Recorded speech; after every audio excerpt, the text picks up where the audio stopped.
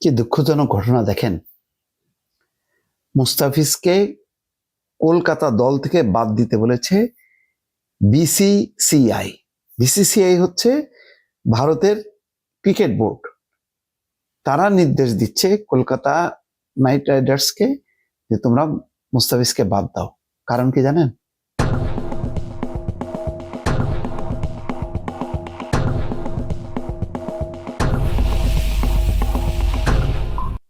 কারণ হচ্ছে ভারতের উগ্র সাম্প্রদায়িক গোষ্ঠী, ধর্মীয় গোষ্ঠী, তারা হুমকি দিয়েছে বাংলাদেশে যেহেতু সংখ্যালঘুদের নির্যাতন হচ্ছে, সুতরাং বাংলাদেশে এই মুস্তাফিজকে খেলানো যাবে না।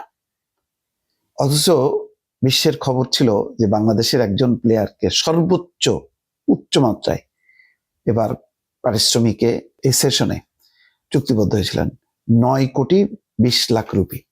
এরকম সুখবর যখন ছড়ায় পড়লো তখন দেখেন দৃশ্যটা দেখেন, এবং কিভাবে সেখানকার ধর্মীয় উগ্র গোষ্ঠীর কাছে নথি স্বীকার করলো একটা প্রতিষ্ঠান।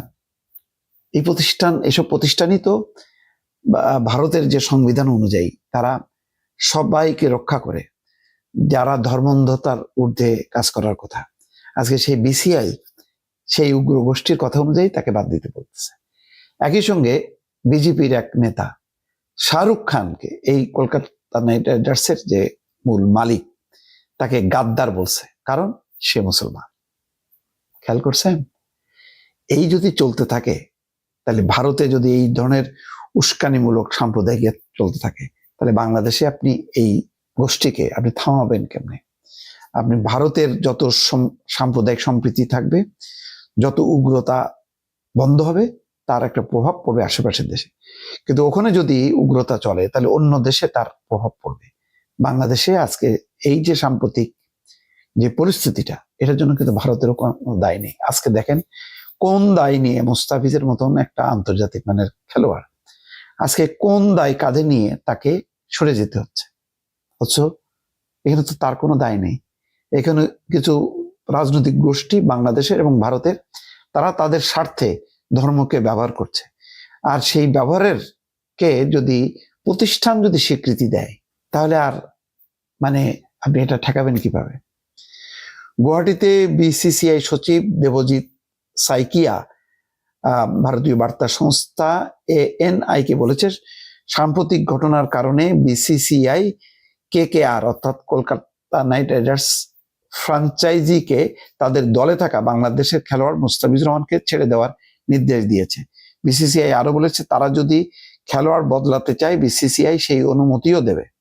ভারতীয় সংবাদ মাধ্যম বলছে, বাংলাদেশের ধর্মীয় সংখ্যালঘুদের বিরুদ্ধে সহিংস ঘটনার খবর সামনে আসার পর কলকাতা নাইট রাইডার্সের সঙ্গে মুস্তাফিজের চুক্তিকে ঘিরে বিতর্ক সৃষ্টি হয়েছে। দেখেন কত বড় হিংসাত্মক মনোবৃত্তি, যে ওই যে 9,20,00,000 টাকা পাবে, সুতরাং তাকে ঠেকাও। এই প্রেক্ষাপটে 2026 সালে IPL-এ মুস্তাফিজের অংশগ্রহণ নিয়েও ভারতে কেউ কেউ প্রশ্ন তোলেন। দেশটির ধর্মীয় আধ্যাত্মিক গুরু দেবকী নন্দন ঠাকুর এর আগে ANI-কে বলেন, KKR এর ব্যবস্থাপনা কর্তৃপক্ষ এবং তাদের শীর্ষ নেতৃত্বের ওই ক্রিকেটারকে দল থেকে সরিয়ে দেওয়া উচিত। মুস্তাফিজকে কেনায় কলকাতা নাইট রাইডার্সের মালিক এবং বলিউডের কিংবদন্তি শাহরুখ খানকে বিশ্বাসঘাতক বলেছেন ভারতীয় জনতা পার্টির নেতা সঞ্জিত সোম। দেখলেন অবস্থাটা? এই হচ্ছে ভারতের পরিণতি।